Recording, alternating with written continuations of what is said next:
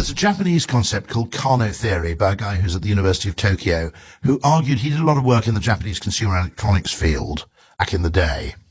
And he argued that products, and you could apply this to services as well, had three attributes. And they're very different. There's table stakes. You have to not fail at anything markedly.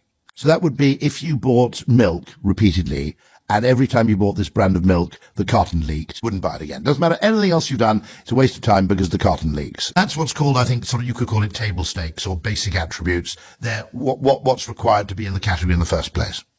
Then there are performance attributes, which are how good are you at doing the thing that the thing is intended to do. How good the milk is within the thing, whether people can tell that it's good milk, whether it has reasonable shelf life, all those things.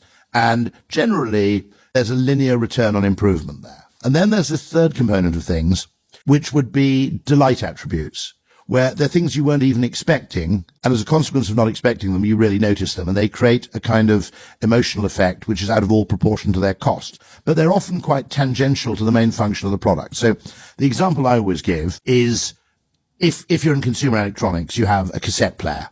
And obviously it has to play cassettes, and it has to work, and it mustn't mangle the tapes, and it mustn't catch fire, and it mustn't do any of those terrible things which would basically be you exit the gene pool at that point. Then you have the performance attributes of the cassette deck, are things like battery life and sound quality and wattage through the speakers before they start distorting. Those are the basic performance attributes. And then the delight attribute in a cassette deck was the eject mechanism. You press eject and it has like counterbalance damping mechanism, and it hisses in a beautiful hydraulic way. You go, ooh, that's lovely. I'd really like that. Nice action, as Alan Partridge once said.